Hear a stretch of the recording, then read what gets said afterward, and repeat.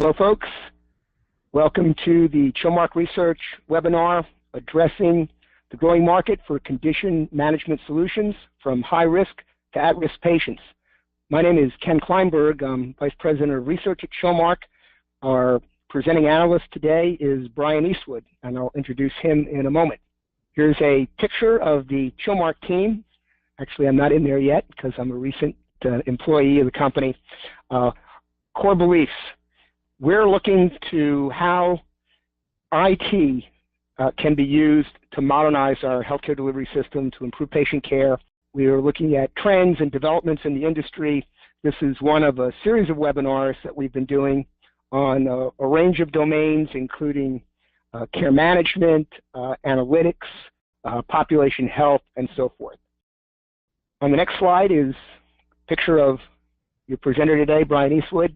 I'm going to allow him to introduce himself in more detail here in a moment. Slide after is actually a picture of me. See, I've got to lose my tie there to fit in with the Chilmark culture.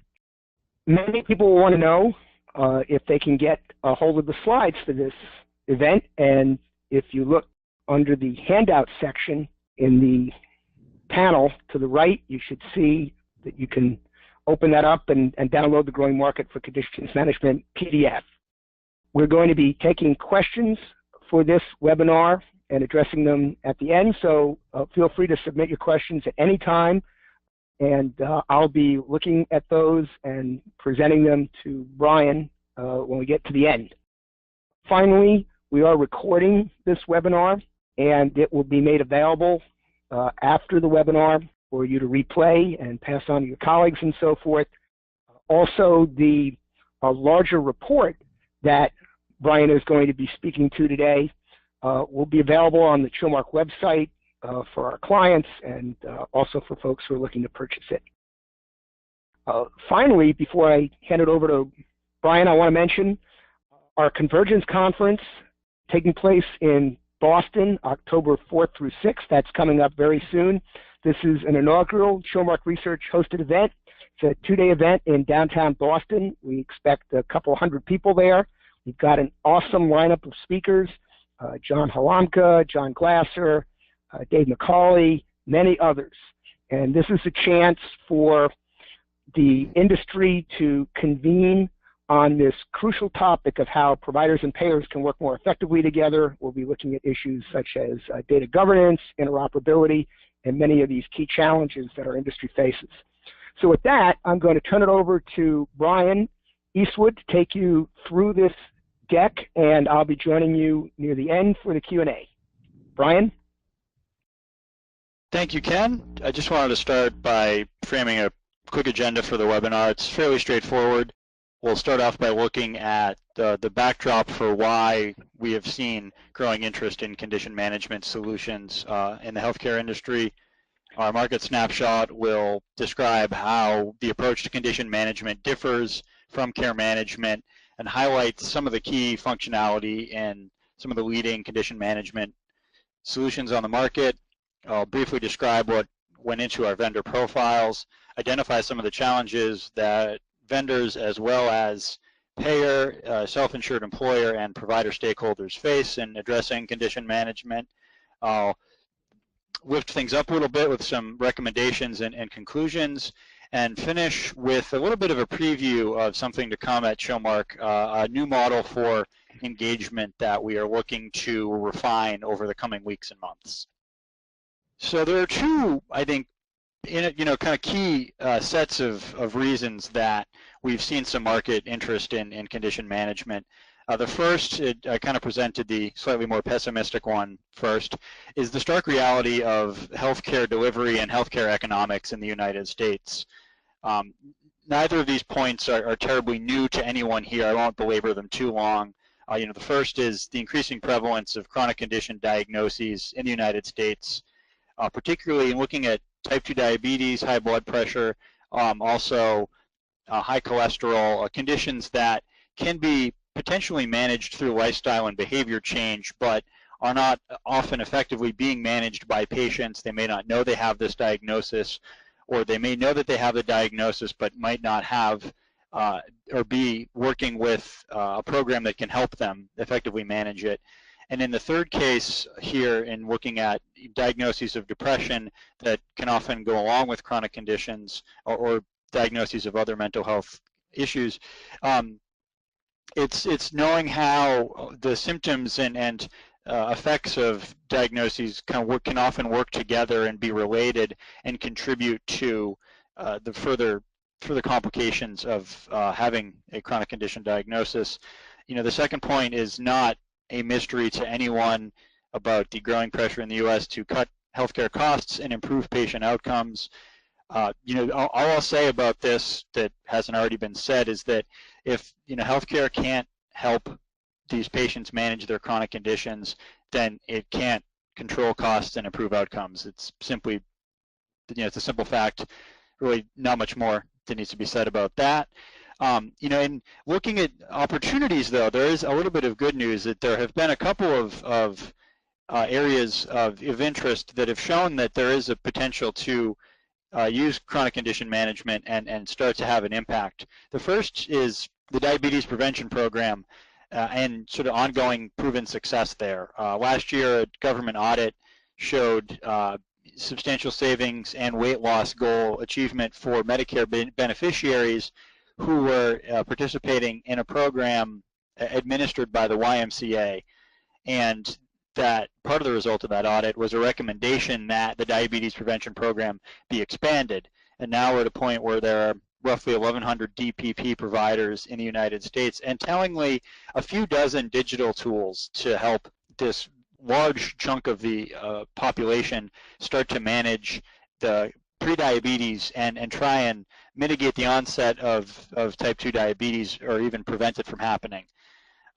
The second area of interest for those who have read our care management market trends report, we noted that there is growing support for chronic condition management coding under CPT code 99490. It's less of a nice to have and more of a must have in more traditional care management solutions. And what this entails, if you're not familiar, is tracking non-office support, whether it's a phone call or an email or even a SMS or other digital intervention provided to a Medicare beneficiary who has been diagnosed with 2 or more chronic conditions, and it's 20 minutes of this type of support per month. And this process actually gives practices a de facto process of patient risk identification. As they're coding under this CPT code and they see which patients are receiving this level of support, the light bulb goes off and these practices realize, oh, here's some patients that might benefit from condition management. So this is kind of offering them a chance to see who in their cohort population could benefit from a program. And then the success of the diabetes prevention program is showing that there are options out there that have demonstrated outcomes. So we're going to move next to the market snapshot, again, identify what the key functionality of solutions are and how they differentiate from care management. Is actually where we shall start here. Sort of the 30,000-foot view is that condition management solutions tend to take a more holistic approach to working with patients than more traditional care management solutions. When I say traditional care management solutions, I mean those that are used traditionally by a nurse care coordinator in a large provider setting, working with a patient who has recently been diagnosed with a chronic condition following a hospitalization. These types of care management solutions tend to use very static care plans, whereas the market for condition management is more on dynamic care plans. They're a bit more customizable.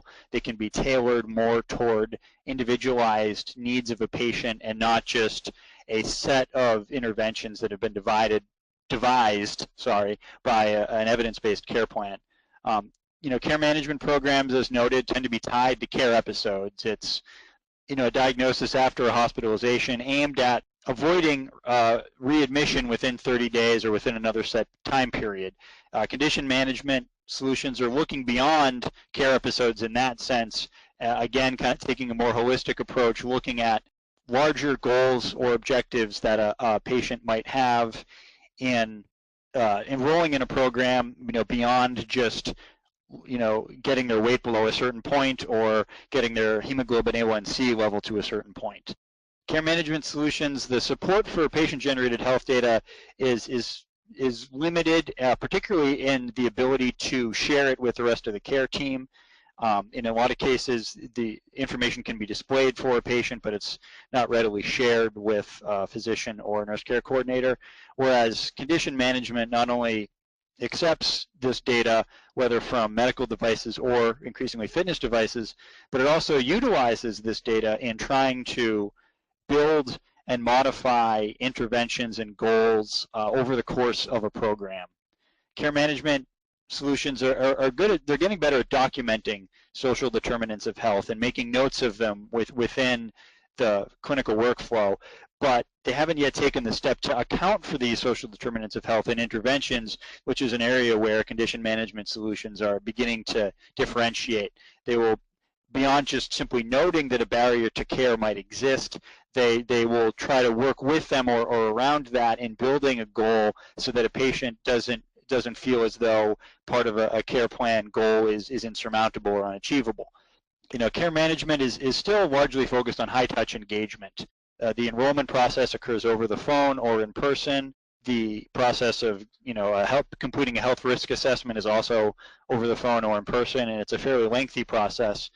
Condition management, meanwhile, is focusing more on high-tech engagement.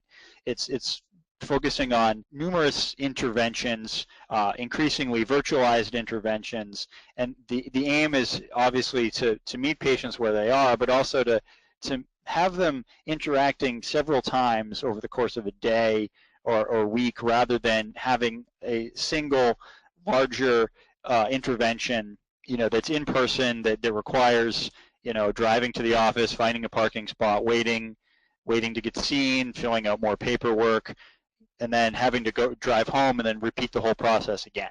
The emphasis is more virtualized touch points and fewer of those expensive in-person touch points that drive up the cost of care. And the final kind of key point here is that condition management, it tends to emphasize a more ongoing management of whatever condition a patient has, that's focused not just on the symptoms that they have and managing those vital signs and getting those numbers down, but on trying to start to achieve more sustained behavior change with the hoped impact of improving quality of life for the participant who is enrolled in the program. So when looking at sort of the feature sets for these solutions, and this was sort of the primary focus of this report, rather than looking at individual vendors and what they do, it was looking at the larger feature sets offered and most common among these solutions. The devil is in the details with functionality. A lot of what these solutions do is fairly similar, but it's accomplished in different ways, and that's where some of the nuance comes into play. And for the record, that is not my cat on the slide. My cat would neither sit that long for a photo nor put up with me putting some devil horns on her. So when looking at the enrollment process, most of these solutions are using data that their customers have already gathered about their patients, their members, or their employees, which is to say they're not using sort of proprietary methodologies to gather data and crunch it and analyze it to figure out who needs to be enrolled in a program. They're working with their customers to find those potential program participants. What is a bit more standard for the enrollment process is that a clinical staff member, as opposed to a non-recognized clinical staff, is the person managing the outreach process, is the one going to the potential would-be participants and saying, we think you might be a good fit for this program, so that it's coming from a recognized clinical person that the participant is likely to trust.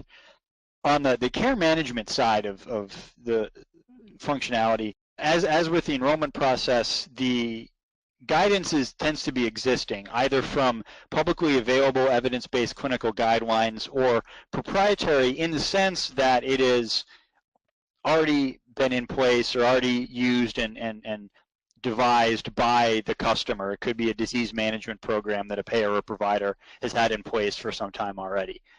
As noted, interventions tend to be fairly well digitized. This is the differentiation from some of those more traditional episodic care management programs. Programs do tend to vary in length. The diabetes prevention program, for example, is 16 weeks followed by a 36-week follow-up. Other programs are shorter, depending on the primary goals and objectives that they might have. As I'll note in a minute, follow-up options are readily available, so the program isn't necessarily limited to the length as defined in some of the guidance. For engagement, again, mobility and messaging are fairly universal. Most of these solutions, if not all of them, were devised in the age of the smartphone. They utilize the messaging functionality that people are familiar with, make the engagement process smoother. And in looking at device integration, not all solutions do this. It depends on what they're used for. Obviously, certain conditions, it's very helpful to have a device linked, type 1 diabetes, for example. Others, for certain mental or behavioral health diagnoses, access to a medical device or fitness device may not be fully necessary. But what is telling about this, and which is, again, sort of demonstrative of an evolution beyond care management, is that these solutions tend to accept both and integrate with both fitness devices as well as medical devices on a pretty even keel. If it accepts one, it's likely to accept the other. Again, there is some variance depending on the conditions that are covered, but for the most part, they will work with both types of devices, which I think reflects that condition management is viewed not just from a purely medical perspective, but also from a lifestyle and activity perspective. One note which we see as sort of an opportunity, room for improvement, is that caregiver access is a little bit mixed. It's not a given, and it often is either a yes or no proposition as opposed to a maybe, where a patient might be able to say, I do want to provide access, or no, I don't. It's defined typically by the solution as opposed to the patient. We understand that there are certain conditions where it might be beneficial for the patient to not be interacting with a caregiver on within a family or a neighbor, but this is something that could benefit a number of participants and would be worth bringing into a program. Follow-up, there's a lot of different ways that this occurs. Some programs will allow patients to kind of send messages when they feel they need to. Other programs will send automated messages, a couple months after a program's been completed, just to see how things are going. And the structure varies. Some of the interventions could be in a kind of group type of setting. It could just be back and forth messaging. Possibility for a virtual visit does exist. But sort of the key point there about follow-up of the program after it is ended is that it does tend to vary, and part of the reason for that is a reflection of the desire to create programs that have been personalized and individualized for the needs of participants, rather than just kind of making a blanket type of program where it's sort of a one-size-fits-all structure. Now, the majority of the customers that condition management vendors work with tends to be from the payer and self-insured employer market. There's been less interest in the provider market. And the reasons for that both revolve around money, as many things in healthcare do. The first reason is that providers are focusing on episodic care plans centered around the conditions that are most likely to trigger a readmission within 30 days, because that's where they are being hit with penalties through CMS. It obviously makes business sense for them, and so more holistic condition management isn't yet on the radar for a lot of providers. The second reason is that to really make condition management work, the percentage of patients that a provider has covered under a value-based contract needs to be greater than the percentage of high-risk patients in their overall population.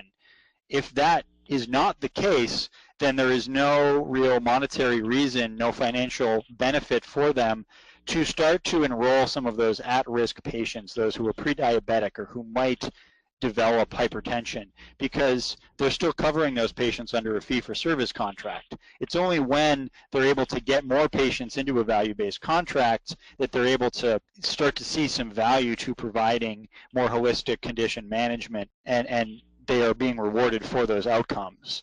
That said, adopting some of those value-based contracts and increasing the population covered under them does offer some potential for payer-provider convergence, where they are working together to better offer services that will reward the providers for value that they are that they're achieving by improving outcomes through these programs. And the best way to really make these programs work, we have seen, is through partnerships.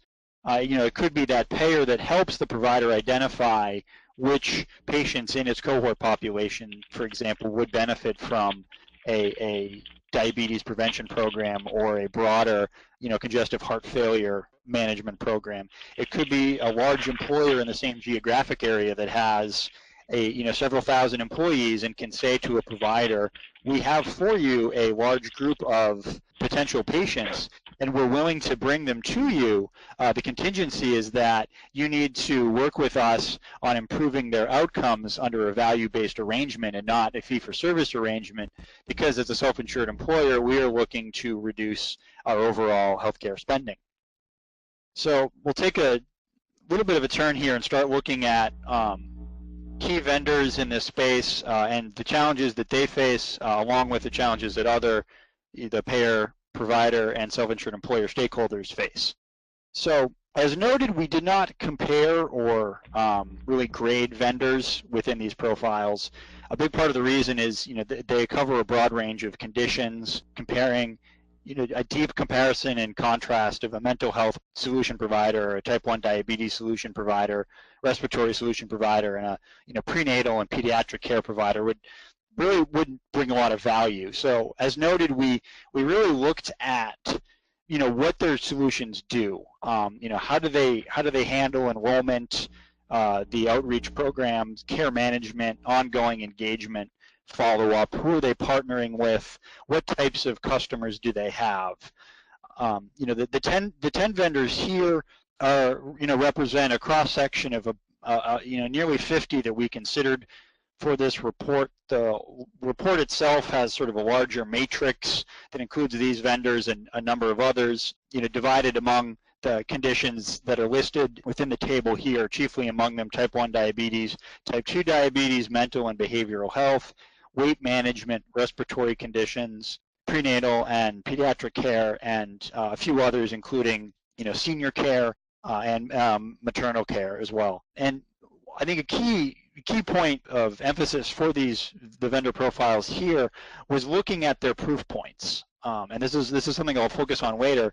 But what have these vendors demonstrated through their published research as being able to improve outcomes or reduce costs? We really wanted to highlight what they have been able to demonstrate in that regard, beyond just talking about what their solutions have done. And part of the reason for that is because of a lot of the challenges that these vendors, as well as payer, provider, and self-insured employer stakeholders face in trying to encourage condition management adoption. I'll talk about some of those proof points later. But here, as you see, there are sort of a number of challenges that all of these stakeholders face as they try to broaden adoption and gain market acceptance for condition management. Not just the vendors, but also the customers that are trying to make a selling point to their executives and boards that this is something worth investing in. One of the biggest challenges is in addressing comorbidities. Chronic conditions rarely travel alone, and when they do come together, it means that treating a single individual patient becomes more complex. There are additional barriers to care or social determinants of health or interwoven symptoms that need to be addressed. And a solution that is focused solely on one condition may not necessarily be ready to look at all of them sort of in tandem and treat a patient in a purely holistic way. The next challenge is with clinical integration of systems. It's one thing if a patient is in a in a condition management program. Say they're in a DPP.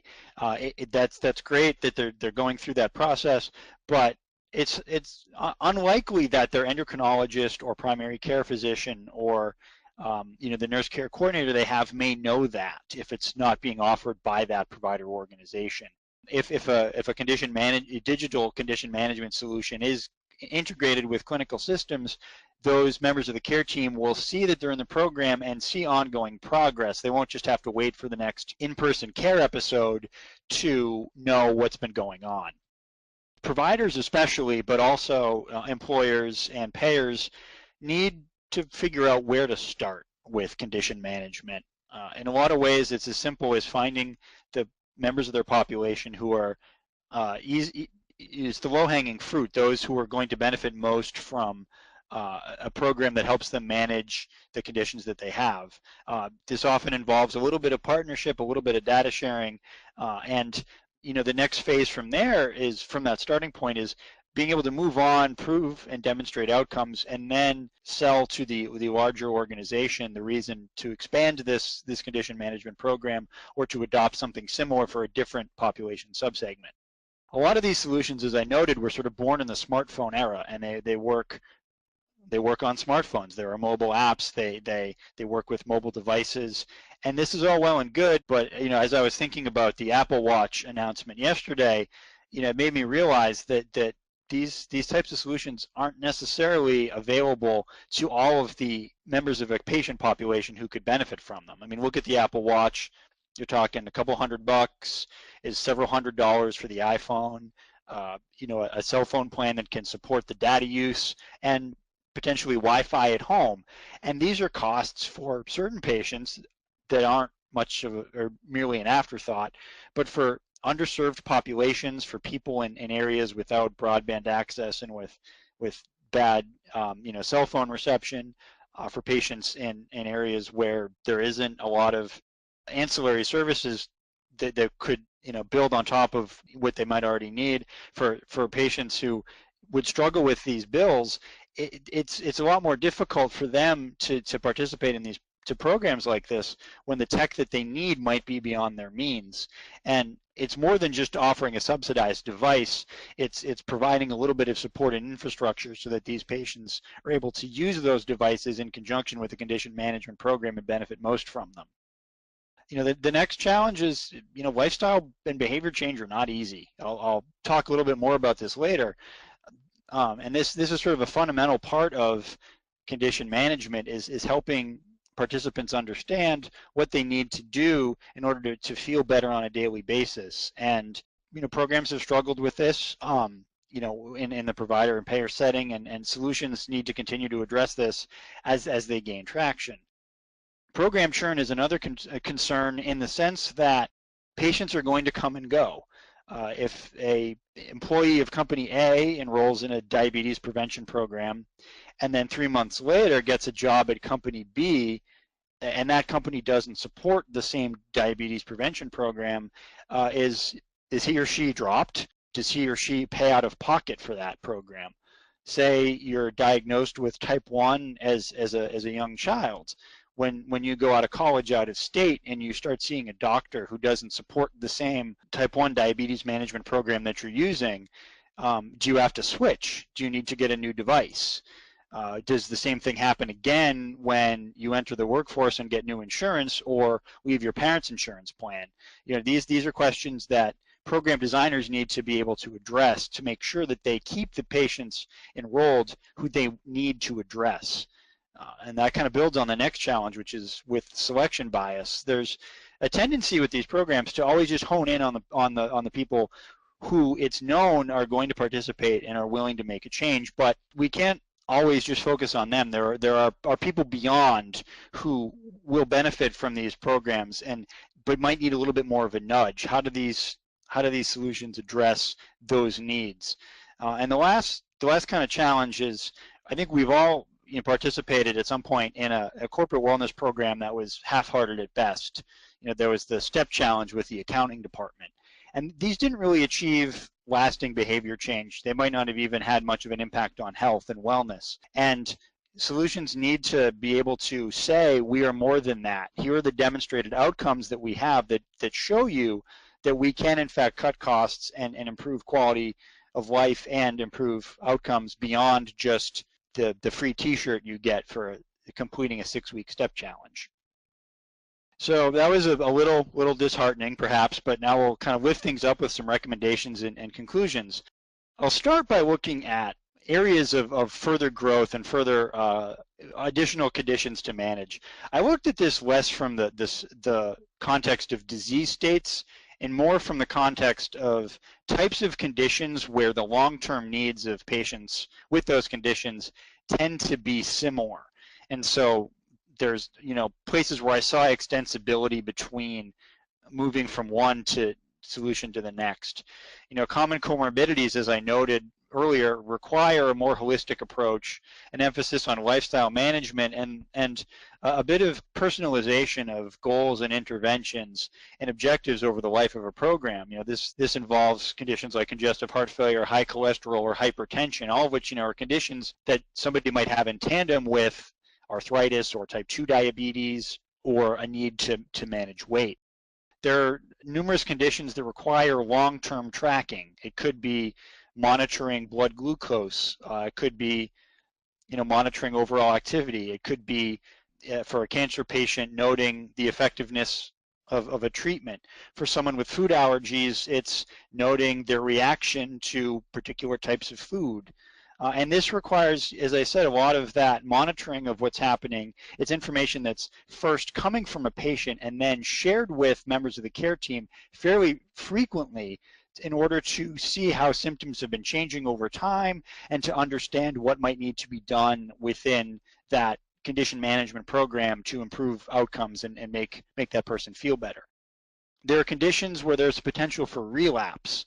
And with these conditions, the needs, behavior change is paramount, but it's also, helpful to focus on helping patients achieve self-control and even a sense of resilience so that in the face of a situation where they are confronted with a choice, they have gone through a program and are comfortable and confident in making a choice that will be healthy and helpful to them and beneficial in the long run.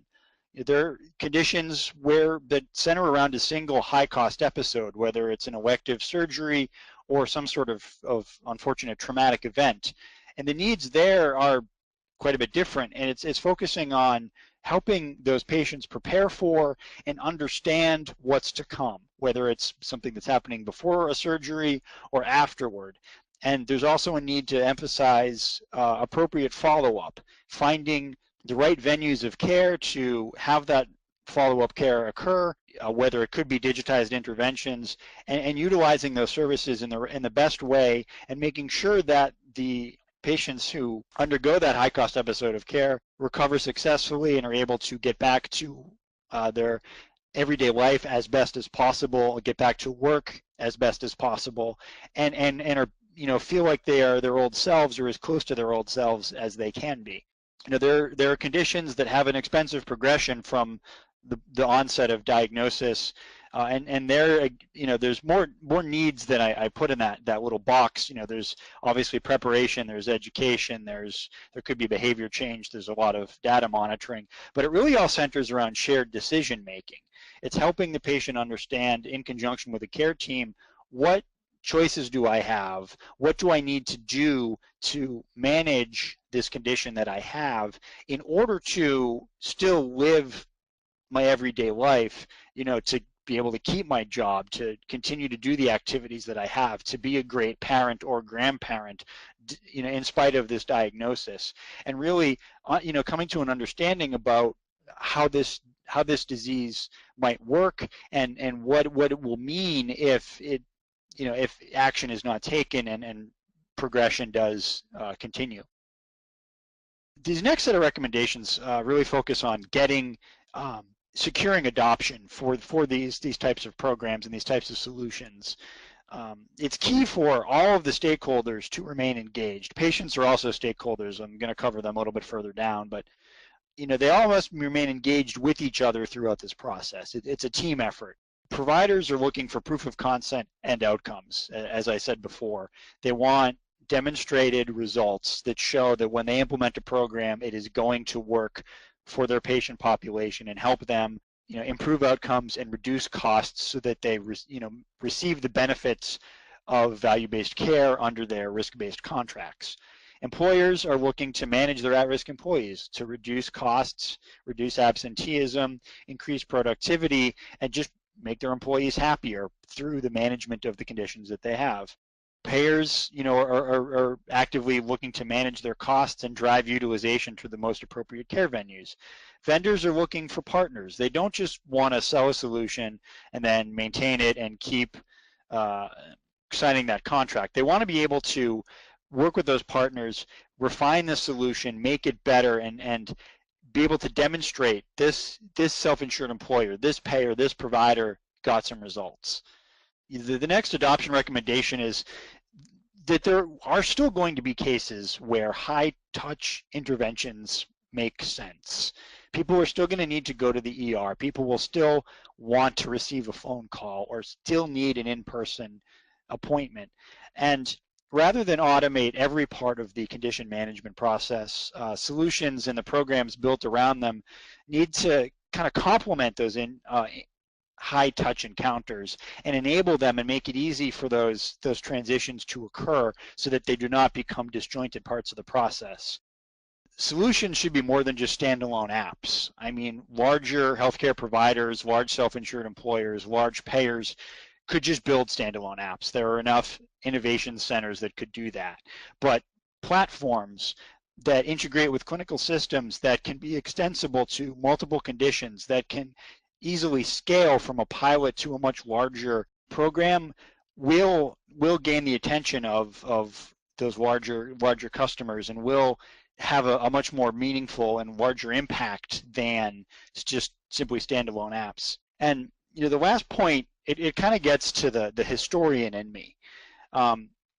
Before the agricultural revolution, while people were hunter-gatherers, they sustained themselves on reserves of salt, fat, and sugar, which they consumed during the good times so that they could survive the bad times, right? Our bodies are conditioned to do this. Well, very, very few of us are hunter-gatherers anymore. Me, the closest thing I come to hunting is looking for a good parking spot or a decent cup of coffee. But my body, like your bodies, is still conditioned to consume that salt, that fat, and that sugar. And stopping this is more than just a behavior change exercise. It's an exercise in our attitudes toward food and activity and our daily lives, and also the priorities that we have around food and activity and how we go through our lives. And the way to do this, I think, is looking at behavior change not sort of as the be-all and end-all, but as part of the process where behavior change is highlighted as a means of improving adherence, of improving overall health, and in helping participants in a program set priorities and understand how, if their attitudes shift, they will feel better. They will feel more like happier employees, they will save money, and they will overall be healthier and patients who are feeling better about themselves. So it's really more than just behavior change, but their overall attitudes and priorities through the condition that they have. Some general sort of conclusions based on everything here. This is kind of a nice recap. I won't belabor this too long. Chilmark expects condition management market activity to increase for a lot of the reasons described here. The DPP program success, the ongoing transition toward value-based care. We see lifestyle management as a differentiator for solutions and the programs that are built around them. The ability to focus on more than just a single condition, but the multiple conditions and the overarching changes toward behavior, toward attitude, priority, and lifestyle will help solutions differentiate from those that just focus on a single condition. We also see a need to address and a benefit to addressing patient needs beyond the most common conditions. Yes, we know that 1/3 of American adults are pre-diabetic and that 75 million American adults have high blood pressure. But there are plenty of other conditions that need, as noted in the previous chart, there are plenty of other conditions that can be addressed, and they don't impact as many people, but working with partner organizations will help build condition management programs around that can have a tangible impact for those patients and really begin to improve their quality of life. We want to see a little bit of an improvement to patient enrollment and engagement functionality within solutions. Enrollment is, very much in that meet the patient where they are phase, which works very well, but at the same time can lead to disparate enrollment processes for disparate programs or disparate types of patients. And it doesn't lend itself to a standardized process, and engagement could improve by making caregiver access a little bit more of an option rather than just sort of a yes or no proposition. We think it's helpful to emphasize the extensible platform rather than the standalone app. And lastly, as I pointed out, this is not going to be something that individual stakeholders can accomplish on their own. Vendors, payers, self-insured employers, providers, and above all, patients need to work together to figure out the best way to address the needs of condition management. So finally, as I said, I wanted to preview a little something that Chilmark is working on, and this is sort of a new engagement model. It was inspired in part by our research here, where we noted that there are different personas through which a person interacts with the healthcare system. There's provider-led patient engagement, payer-led member engagement, employer-led employee engagement, and sort of self or personal consumer engagement. And true engagement will touch each of these individually, but also work across these touch points for the aim of providing a more coordinated care experience so that there are no longer disparate payer and provider and employer programs for condition management or receiving care or understanding prices and achieving better outcomes. And the ultimate goal of this model, which we are still in the stages of working on, is to help anybody who is operating in this engagement space, which is a wide market and a very vast opportunity, to offer the right solutions at the right time, and knowing where their offering intersects with each of these personas across these touch points and can help provide that coordinated care experience for the type of audience and type of people that they are targeting. With that finishes off my presentation. As noted, Ken and I will be going through the questions that you have asked, and I will do my best to answer them. Thank you, Brian. Great presentation. We do have questions. Start with a question about definitions, and this might be a tough one to answer. You look at terms such as condition management, care coordination. You have helpful tips to take people through how to think about those, how they differ, how they're the same? So Chilmark looks at care coordination from the aspect of almost care transitions. I won't dive into it too much since we don't have a lot of time, but we look at coordination as kind of the interwoven relationships among members of a care team who are all working often in disparate facilities or in different places to provide care to a patient. Care management is more the process often within the hospital or acute care setting of managing that care that is being received in that moment and then being taken care of post discharge, but still within the purview of that particular facility. And condition management is sort of a much more patient, consumer, member driven process of understanding a particular condition and working through it over one's daily life, not just within a healthcare setting, but through through their day at work, their day at home, their day at school, their weekends, their activities, and helping them define the goals and objectives of managing that condition. So those are sort of the broad ways that we separate those three. All right, thanks. Here's a question that has to do with obstacles to condition management based on legacy IT platforms and investment. So I'm thinking that the person that asked this is thinking, how are we going to connect this new world of mobile devices and all these monitoring activities to our older legacy systems, information locked away with proprietary data models and so forth. What are your thoughts about that? So Chilmark has done some research into the API worlds, and I think the ability to use particularly open APIs to connect some of those existing legacy systems to some of these newer systems offers potential there. The ability to have them pull data from the condition management solutions, which are definitely new age, and have them pull information into the legacy clinical systems does offer an opportunity. I think another answer, which is a little less optimistic, is that these programs are could take quite some time to become widespread in an organization, and they may very well start as a skunkwork project that involves a small team that's addressing type 2 diabetics who also have high blood pressure and arthritis, for example. And in this case, it may not necessarily be something that at its outset does in fact integrate with a clinical system, because it's sort of a small project that's not involved in the entire care team of a large IDN, for example.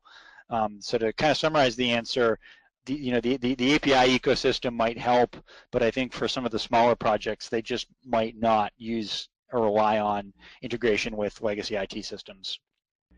Yeah, someone's asking a following question about devices that would be accessible through open APIs, so-called Internet of Things ecosystem. I know that there are a couple of standards that we've seen struggle. What's been promoted by Continua, vendors like Veridic and so forth. Seems like many of these medical device companies are trying to do their own thing, haven't really found a platform so much that they can all participate in. So, how much of a barrier is that everybody's going after this their own way?